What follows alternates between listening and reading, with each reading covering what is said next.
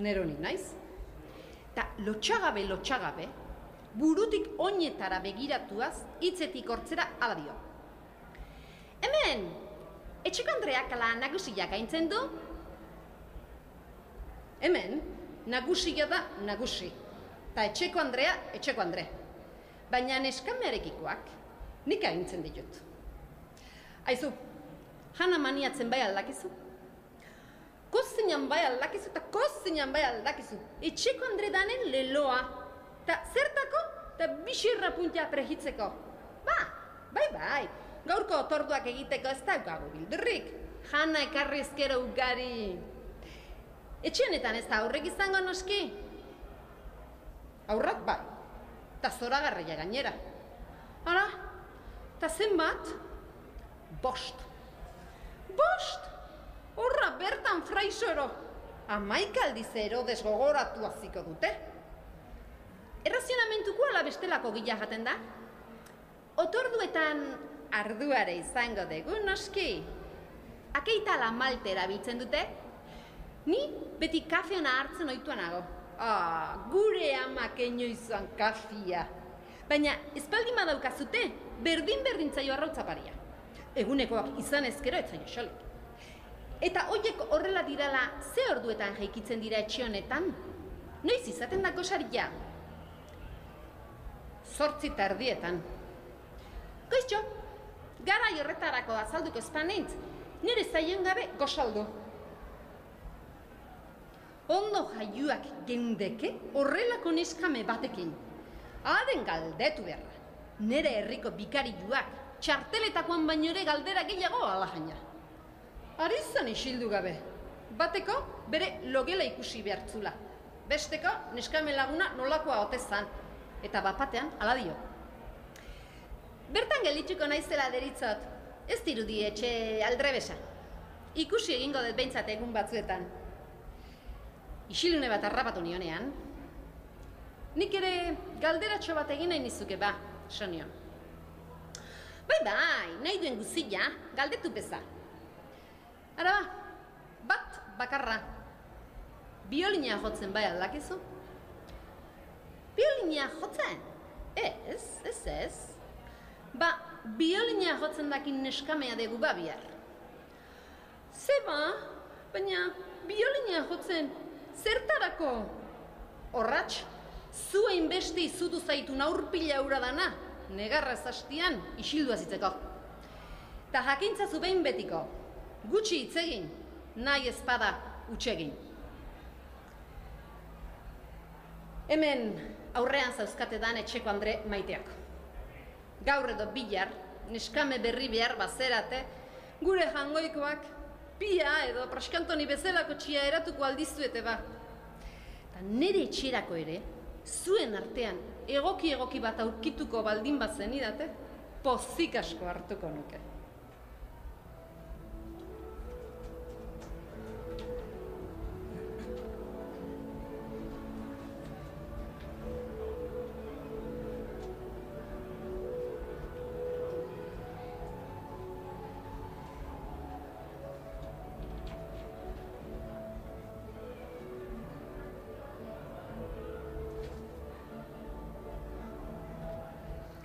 Eusebio Erkiaga, euskal idazle bizkaitarra eta euskaltzaina. Lekeition jaioa, 1912an. Peritu ikasketak egin zituen Bilbon eta gero banketxe batean ibili zen lanian, erretiru hartu arte. 1983an hil zen Bilbon.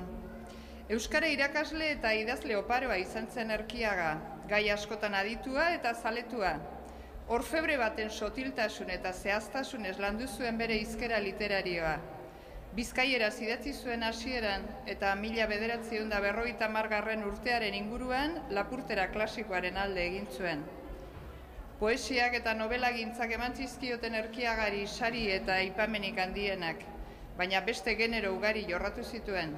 Ipuina, kazetaritza, saiakera, itzulpena eta antzerkia. 3 antzezlan idatzi zituen. Siniz gogorra, obra honekin lehen saria irabazi zuen 1952an, Donostiako antzerki sariketan. Bigarrena, kanpaien atxekabez, Euskal Herrian sarritan antzestua. Lehen saria eraman zuen Bedoñako antzerki sariketan 1959an. Eta hirugarrena orain eskaini nahi dizueguna, idatzi zuen lehena hain zuzen. Antzerti jaian izanaz, izenekoa.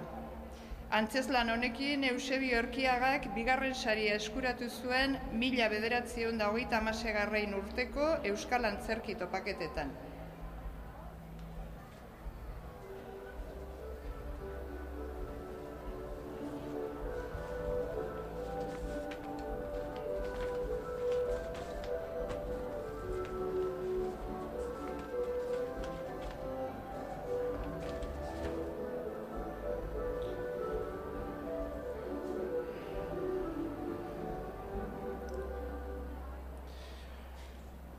Jaunok,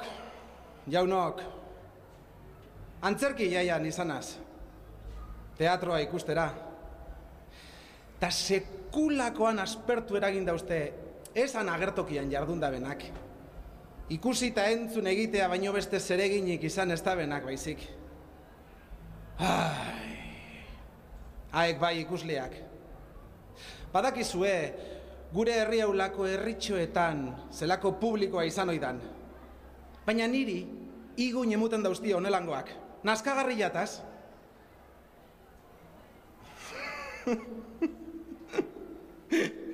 Niri. Baina horrek ez dakien, ni nor naizen. Balekie jakin. Ni ikusten abenetan, ordoie mutilzarra, esan oidabe, irribarre eginaz. Niri ostera, 5 ardura. Ostatu honetan txe bizinaz ni. Jan edertu egiten dut. Lo ezain bat txartoago. Jantzibe ez itxusi. Badakit nik nire antzera askotxuk jantzi nahi izango leukiena. Ta dirua. Dirua. Ez dago dirua bezalako apaingarririk. Nire sakelekotan ogerleko 1, 2, 3, beti utxik egin bage. Nire sakeleko soinua baino berik ez dago egon be. Alberrik esango dabe birigarroak eta kardantxiloak eta urretxindorrak edertu abestuten dabela. Ez dago diruaren txintxina baino urretxindor kantaririk. Ondotxo daki jakin auzoko gergorek. Alako neskatila ederrik ez da gure etxean sortu. Ta, zuek, nilango mutilzar bat, 25 urteko kabelina txairoaren albistak esaten hasi dalako, barre eginete dozue ba? Ein barre, nahi badozue, baina egia da. Bai. Lehengo baten, baninoien kale zehar, eta irrizko estul bigun gozo bat entzuneban. Eta etxeko atetan, gergore ederra, neuri irribarreka, gozo enaban ikusi ba. Ta haren begiak, ez diaz eginiko kandela isotuak zirudien. Hain dirdira, ta hain samurtasuna.